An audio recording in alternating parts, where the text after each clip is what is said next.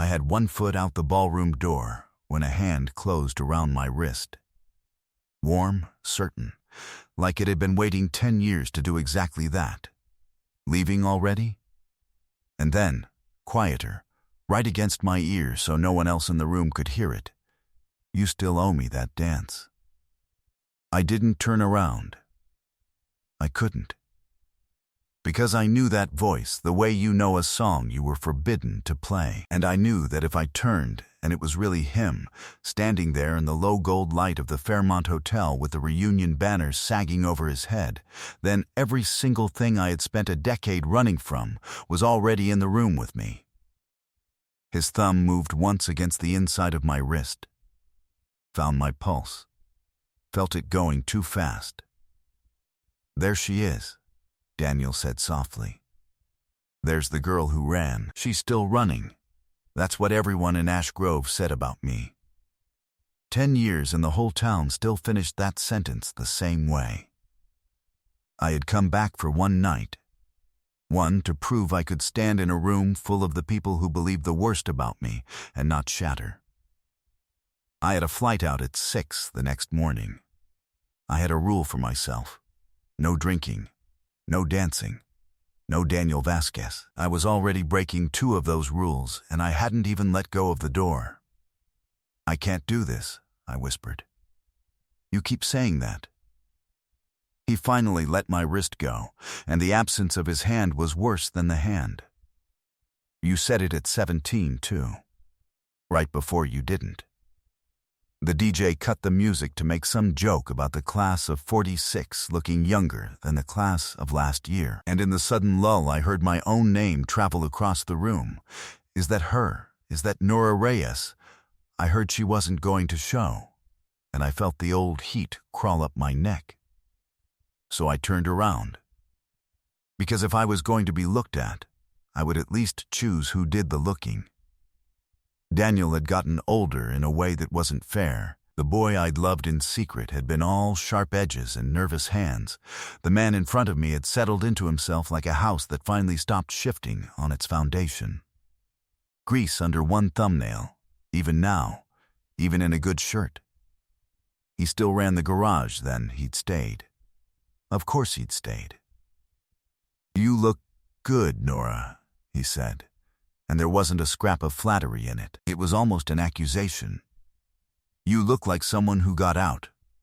I did get out. No, he tilted his head, and something behind his eyes went very still and very old. You didn't. You just left. There's a difference, and you and I are the only 2 people alive who know it. That was the moment the floor tilted under me, not because of what he said, but because of what it meant that he'd said it here, out loud. 10 feet from Marcy Kwan and the memory wall and the framed photo of Trevor Hale draped in black ribbon, smiling his prom night smile at a room that had spent 10 years agreeing on a lie. Don't, I said. I kept it, Daniel said. 2 words. The whole world narrowed to 2 words. I kept it, Nora, all this time. I never gave it to anyone. Not the police, not his family, not a single reporter who came sniffing around when Weston started running for office. His jaw tightened. I kept it because it was the only thing I had left that was yours. And because I always figured that one day you'd come back for it. Or for me. I wasn't picky about which. Somewhere behind us, a champagne cork popped and the room laughed at something. And I stood in the middle of a party in a dress I'd bought specifically to feel invincible in, and I understood that the night I had come here to bury was not buried at all.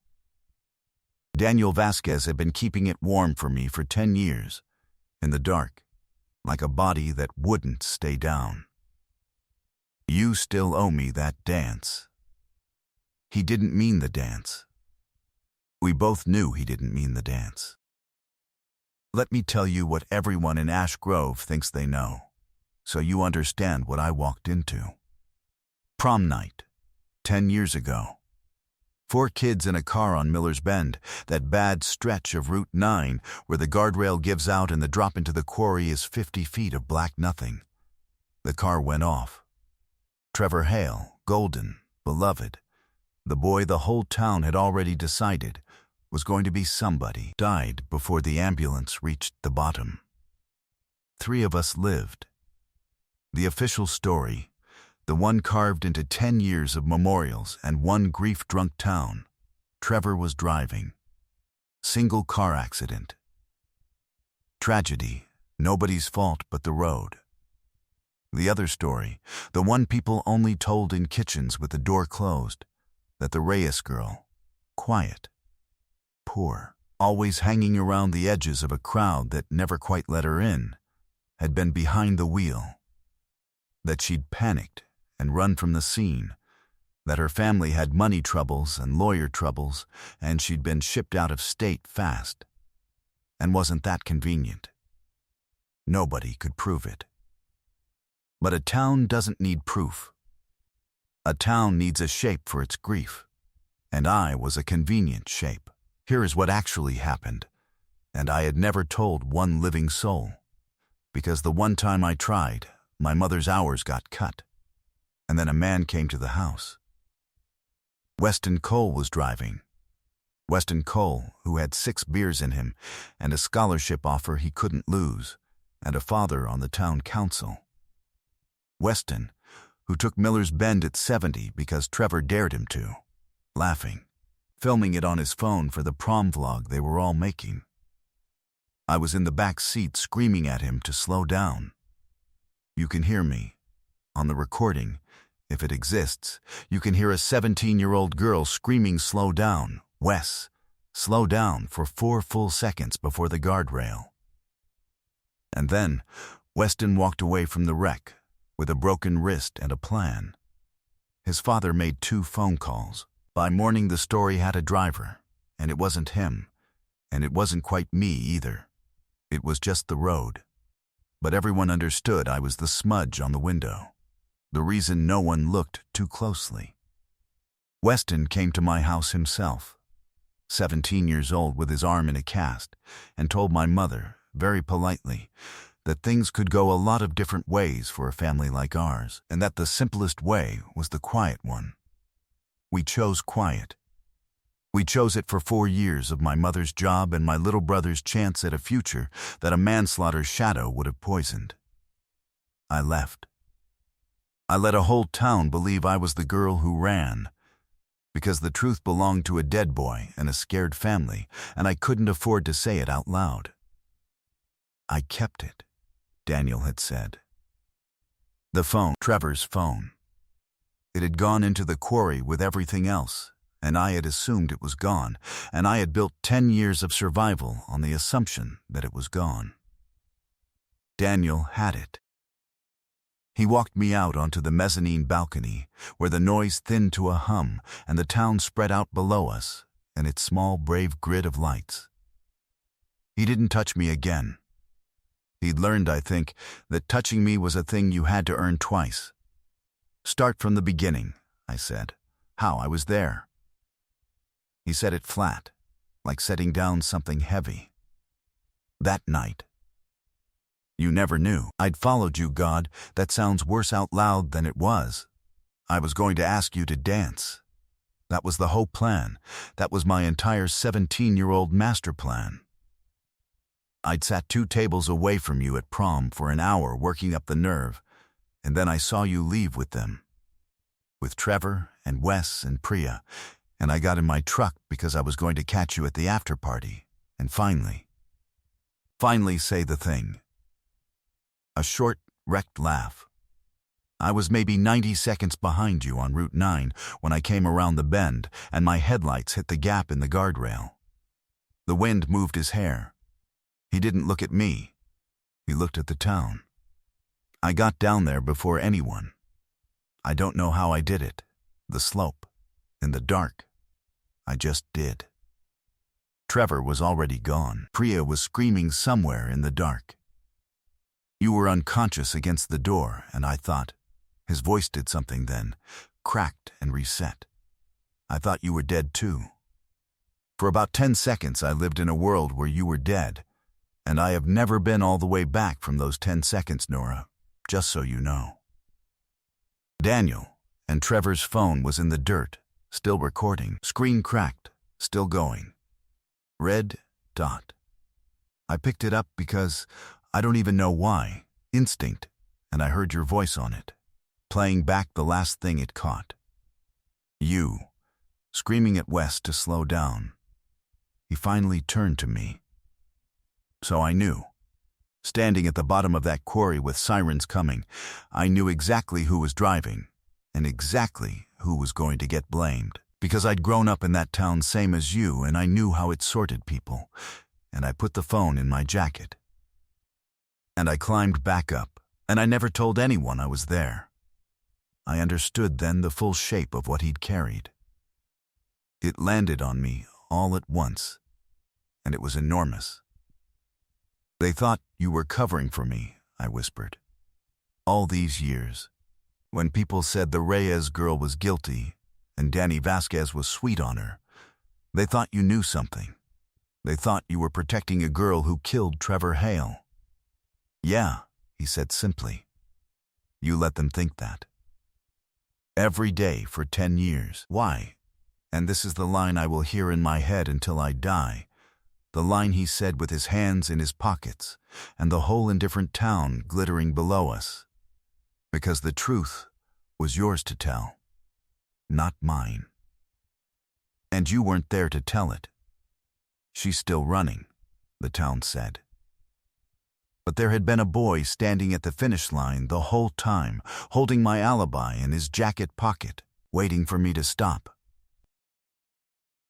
My phone buzzed in my clutch. I almost didn't look.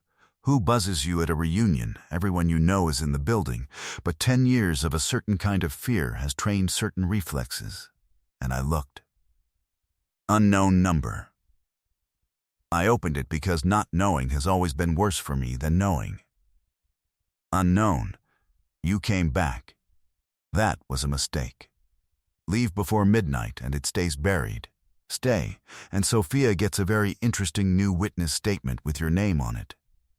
You know who this is. I must have made a sound, because Daniel was reading over my shoulder before I could turn the screen away, and I felt him go rigid. He's here, Daniel said. Who? But I knew. Of course I knew. Weston, Daniel's voice had dropped into something I'd never heard from him, something with a floor of iron under it. He's here tonight. He's the one who's been sending those, isn't he? The messages. Over the years. I hadn't told him about the messages. But there'd been others. There'd been a decade of others. An anonymous card on the anniversary every year. A text every time my name got close to a search bar. A voice on the phone once. Breathing. Saying nothing. I'd told myself it was the town's ghost. It had never once occurred to me to give the ghost a face, because giving it a face meant admitting someone was actively hunting me, and I'd needed to believe I was only being haunted.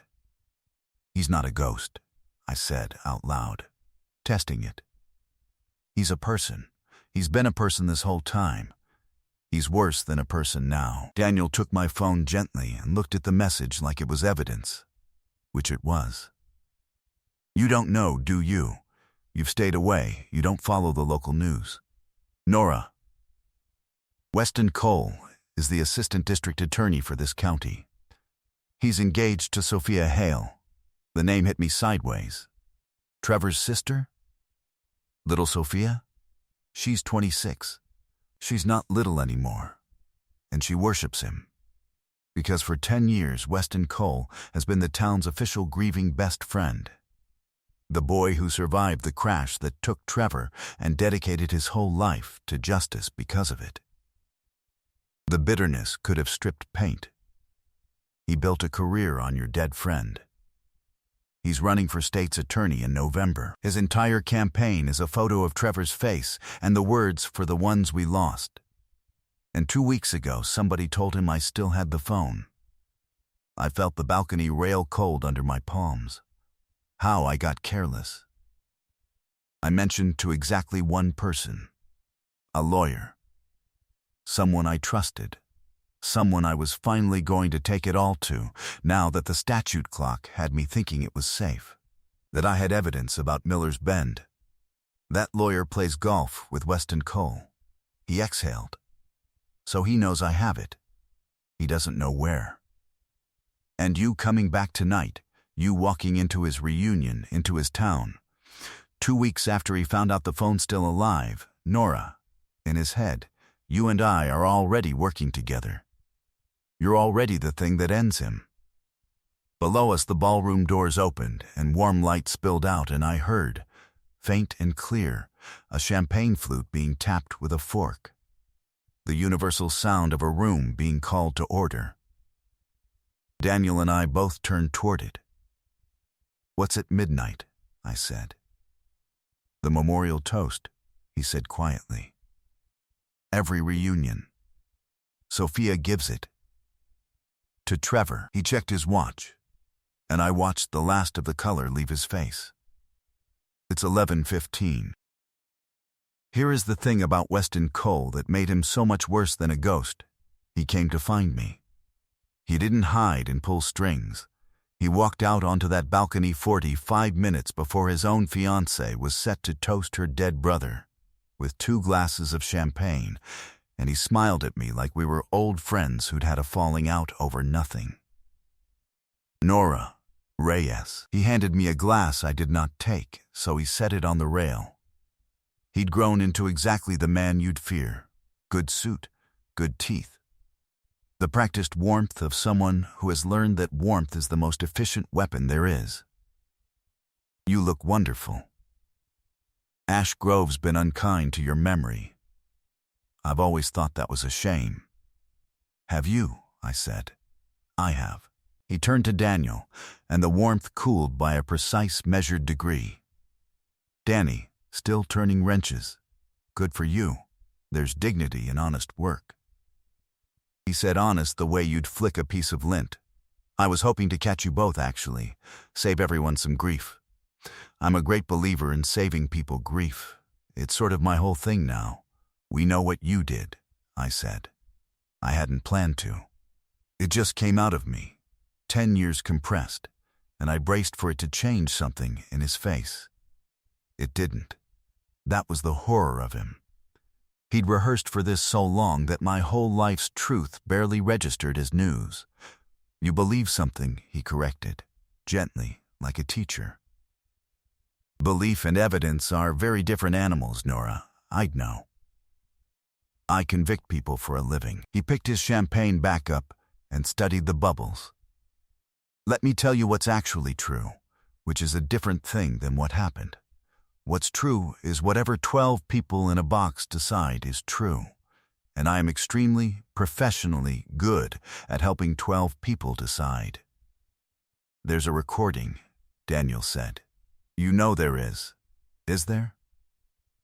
Weston smiled at him with something almost like affection. "You've had it 10 years and shown no one.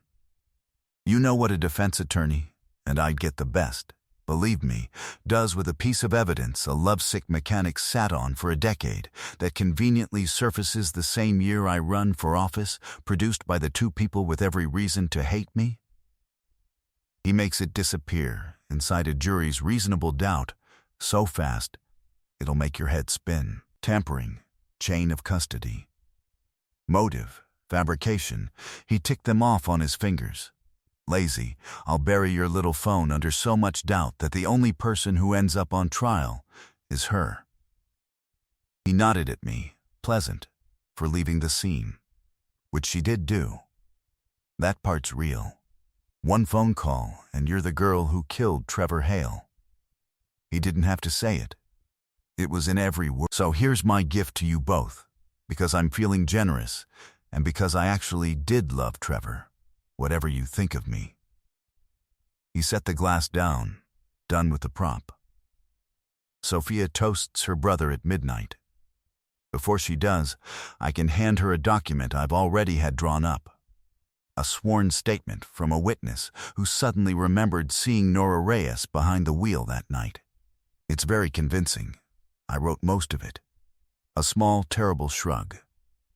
Or I don't hand it to her. Nora gets on her 6 a.m. flight. The phone stays in whatever drawer it's been rotting in, and we all let the dead rest. Leave before the toast, Nora. Both of you just leave, and this all stays the sad old story it's always been. He straightened his jacket. 42 minutes on the clock. Midnight, he said. I do love a deadline. Focuses the mind. And he walked back into the light, back to the party that loved him, leaving 2 full glasses of champagne going flat on the rail between us. I want to tell you I was defiant. I wasn't. For a long, ugly minute I was 17 again, watching my mother's face go gray at the kitchen table, and every cell in my body was already halfway to the airport. He's right, I said. My voice didn't sound like mine.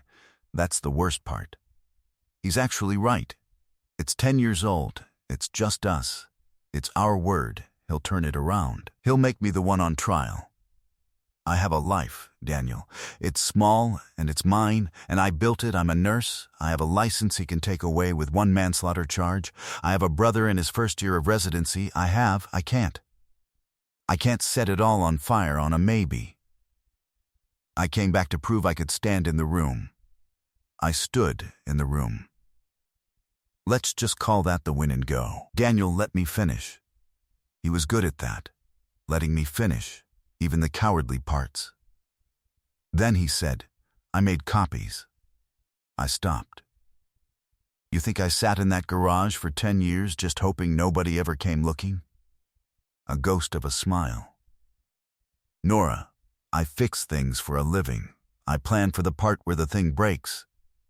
The night I understood what I had, I made 3 copies. The original phones in a safe deposit box under my mother's maiden name, chain of custody documented, dated, notarized, the works, done properly the second I could afford a lawyer to tell me how. 1 copy lives with that same lawyer, sealed, and 1, he tapped his own phone, is a file I can put in front of any human being in that ballroom in about 8 seconds. He thinks the phone's rotting in a drawer because that's what he needs to be true. It hasn't been true for years. He said he'd bury it in doubt. He can try. Doubt works on 12 strangers in a box, over months, with lawyers. It does not work. Daniel's eyes went past me to the ballroom doors, to the warm light, to the sound of Sophia Hale's laugh somewhere inside, on one person's little sister. Standing in front of a screen, watching her brother's last 4 seconds, and hearing you scream at Weston Cole to slow down. There's no reasonable doubt on a face, Nora. There's just the face. He can beat a jury. He can't beat Sophia. I understood the plan then, and the size of it made me dizzy. You want to show her. Tonight here, I want you to show her, he said. It's not my truth. It never was. I just kept it warm. My phone buzzed again. Unknown. 30 minutes, Nora. I can see you're still on the balcony. Clock's running. He could see us. He was watching. And underneath the fear, a different thing was rising in me for the first time in 10 years. Something with heat and teeth, because I was so tired. Tired in my bones. Of being a shape for other people's grief, of being the smudge on the window, of being the girl who ran when the truth was that I'd been pushed, screaming, off a road by a boy who then built a life on my silence. There's a problem, Daniel said suddenly, reading something on his own phone, and the floor dropped again. He's not just waiting for midnight. He's not that stupid. He turned the screen to me. A text from a number saved in his phone as Mike, shop next door. Mike, hey man, there's a guy in a suit poking around the back of your garage. A flashlight. Want me to call it in? He's got someone at the garage, Daniel breathed, right now, looking for the phone. He gave us the deadline to keep us standing on a balcony while his guy tears the place apart. He's covering both roads. God, he's good. But the phone's not at the garage. He doesn't know that. And it doesn't matter, because I don't need the garage. I need the file, which is right here, and I need Sophia, who is 30 feet away. Daniel looked at me. 28 minutes.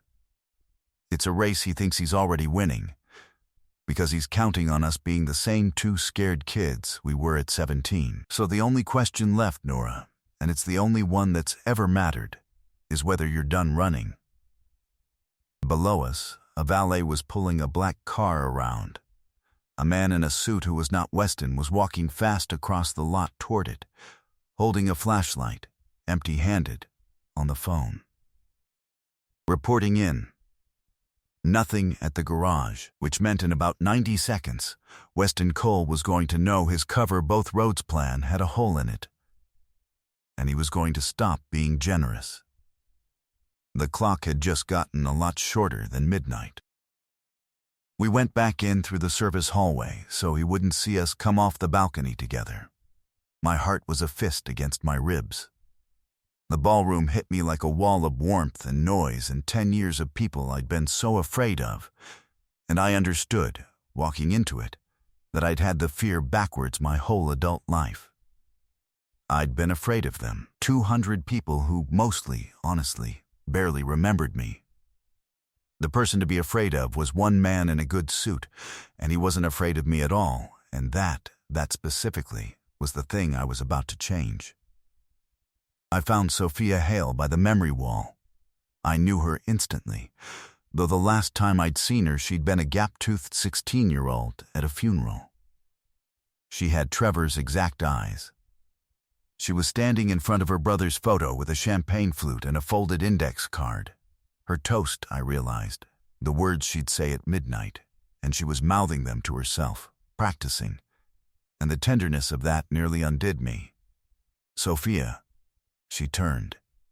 Polite confusion, then the slow arithmetic of a face she half recognized, then recognition, and with it, something guarded and cold, because she'd been raised on the story where I was the smudge on the window. "You're Nora Reyes," she said. "I am. You have a lot of nerve, not loud, just certain. 10 years of a town's version, right there in a 26-year-old steady voice. Coming here, tonight of all nights, in front of him." She meant Trevor. Her eyes went hard and bright. "You should go. This is where you run," said the old voice, and for once I heard it clearly enough to disobey it. "I was in the car," I said. The card stopped moving in her fingers.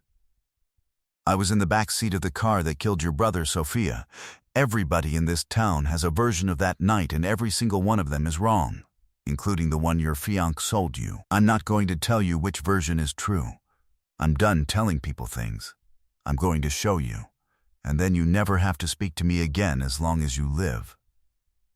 My hands were shaking so badly I almost dropped the phone Daniel pressed into them. Trevor was filming. That night. For the prom vlog. His phone recorded everything, right up to the guardrail. It didn't go in the quarry. It's been kept safe for 10 years by the only decent person this town ever produced. I found the file. My thumb hovered. "You are the one person on earth who has the right to see this before anyone else does. So I'm giving you the choice your brother didn't get. Do you want to know what actually happened to him? Or do you want the version a man wrote for you?" I will remember Sophia Hale's face for the rest of my life. The war in it. The terror of a girl who had built 10 years of grief on one shape and was being offered another. "Sophia." Weston's voice, cutting across the room, too smooth, moving fast toward us through the crowd.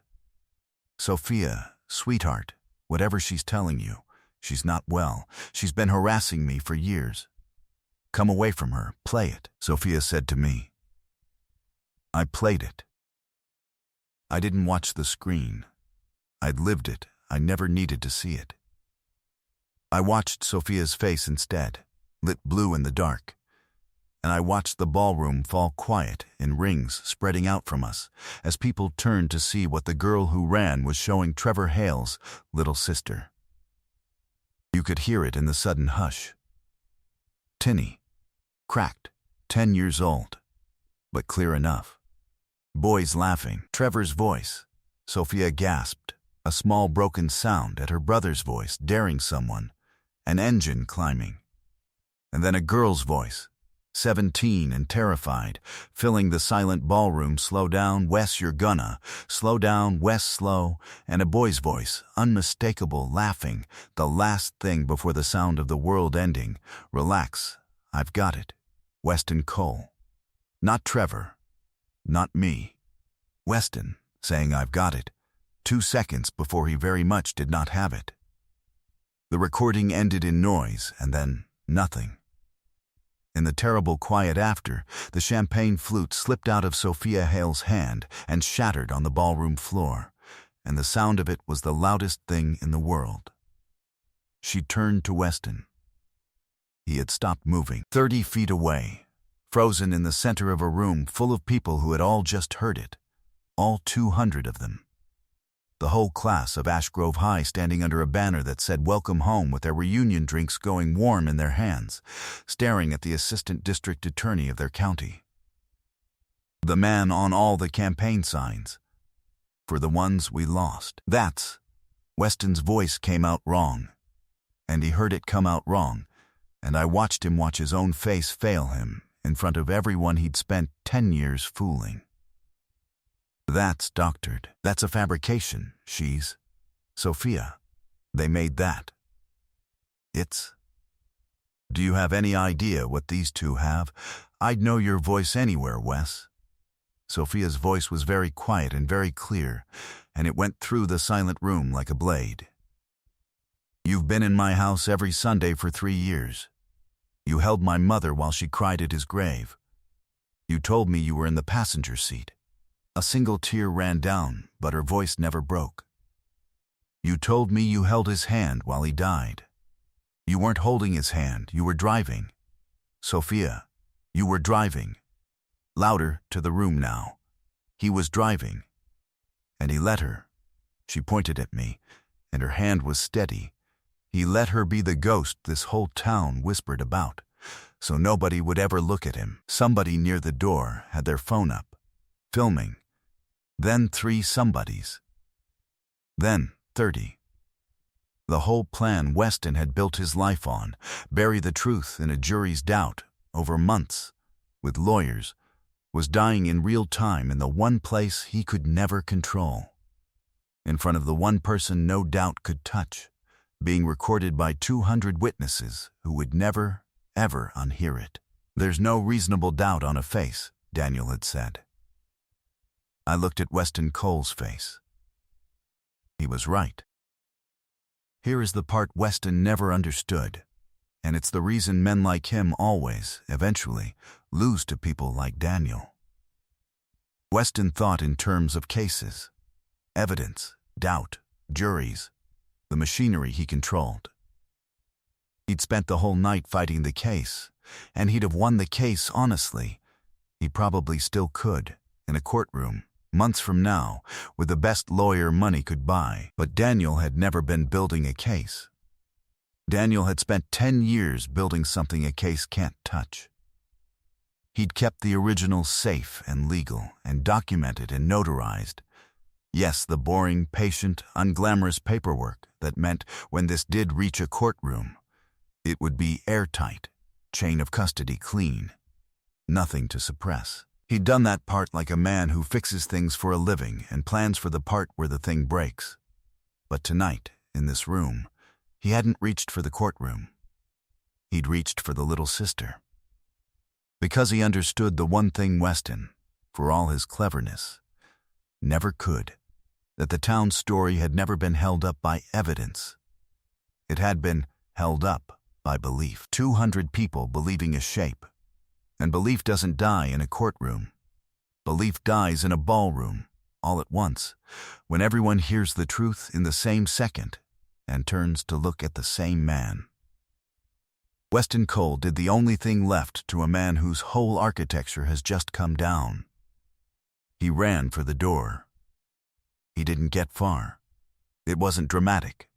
There was no tackle, no hero. It was just that Officer Dana Reyes, no relation.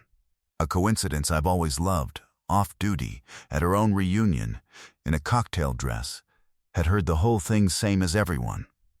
And she simply stepped in front of the exit and said, "Wes, sit down." And the terrible magic of a man's power is that it only works while everyone agrees to it. And in that room, in that second, nobody agreed to it anymore. He sat down. Villada sat down in a folding chair by the door like a scolded kid, and I understood that his life was over, and I want to be honest, I felt nothing gentle about it at all. Sophia found me in the noise, in the chaos of 200 people all talking at once, and she took both my hands in both of hers, and she said the thing that finally, after 10 years, let me set the weight down. "I'm sorry," she said. "This whole town owes you an apology it's too small to ever pay. But I'm sorry. And thank you for giving me back the last 4 seconds of my brother's life, even though they were the worst 4 seconds, even though it would have been easier to let me keep the lie." She pressed my hands hard. He'd have hated the lie, you know. Trevor, he'd have hated being used like that. "I know," I said. "That's why I couldn't say his name for 10 years. Because every time I did, I was letting somebody use it." They took Weston out a side door, quietly. An off-duty cop walking an assistant DA to a squad car while the class of Ash Grove High parted to let them through. And nobody said a word. His campaign would be over by the morning news. The real case, the clean one, the one Daniel had spent 10 patient years making unbreakable, would take 1.5 years and would end the way these things end when the evidence is airtight and notarized and the whole county already watched the truth on their phones. But that was tomorrow's story, and the day after's, and I found I could let those days come without being afraid of them, which was a feeling so unfamiliar I didn't have a name for it. The DJ, God bless him, did not know what to do. He'd watched a man get arrested at his gig, and he stood behind his little table looking shell-shocked. And after a long, terrible silence, he did the only thing a DJ knows how to do in a crisis. He put on music. Slow music. Of course it was slow music. And the ballroom just stood there. 200 people who had just watched the ground move under their whole shared history, holding warm drinks, not knowing whether it was allowed to be a party again. Daniel appeared at my elbow. He'd been at the back of the room the whole time, letting it be mine, exactly like he'd said he would. Grease still under one thumbnail. The same nervous, hopeful, decade-older eyes. He didn't say anything clever. He'd used up his clever things on the balcony. He just held out his hand, palm up, the way he must have imagined doing at 17 from 2 tables away, working up a nerve he never got to spend. "You still owe me that dance," he said, a 3rd time. But it meant the thing now, just the thing. No secret under it anymore. We'd spent the secret. And I looked at his open hand, and I thought about the girl who ran, and I thought about the boy who stood at the finish line for 10 years, holding my whole life in his jacket pocket, waiting for me to stop, never once telling my truth, because it was mine to tell and I wasn't there to tell it. "I'm a terrible dancer," I said. My eyes were doing something. "I want you to know that going in. I've been running so long I never learned. Nora." He almost smiled. "I've waited 10 years. I did not wait 10 years to hand you back to him, and I sure as hell didn't wait 10 years for good dancing." I put my hand in his. We danced badly, in the middle of a stunned ballroom, under a sagging Welcome Home banner, next to a memory wall where a boy named Trevor Hale finally got the true story he'd been owed. My head found the place on Daniel's shoulder that it turned out had been shaped for it the whole time. I could feel his heart going too fast, Same as mine. Same as it had been on the balcony when he first caught my wrist and felt my pulse betray me. "You could have come back sooner," he murmured into my hair, "just so you know. The offer was always open. The dance. The rest of it." "I couldn't," I said. "Not until I was done running. And I wasn't done running until about 40 minutes ago." I lifted my head and looked at him. This man who'd kept the truth warm for a decade in the dark, waiting. "How'd you know I'd ever come back?" He thought about it. The song turned over. Somewhere behind us, quietly, the party remembered how to be a party. One small conversation at a time. "I didn't," he said finally. "That's what waiting is. Nora, you don't know. You just keep the light on anyway, and you fix things while you wait, and you try to be the kind of man who's still standing there if she does." He pulled me a little closer. "You came back. That's all I ever needed to be right about. The rest is just dancing." So, we danced. Badly, perfectly. For the first time in 10 years, I was exactly where I was, and not 1 inch of me was already running for a door. If someone you'd loved in silence found you across a crowded room 10 years later, took your wrist, and whispered that you still owed them a dance, would you finally give it to them? Or would you run one more time? And here's the one I really want to know. The one you'll have to sit with. Have you ever walked away from the one person who truly saw you? Not because you didn't love them, but because you were too afraid to be seen, and wondered, quietly, in the years since, whether they'd have waited? Tell me about them. Tell me who your Daniel was. I read every single one. If this story found something in you, subscribe and stay a while. There's a new one every week, and the next one might just be about the person you're thinking of right now.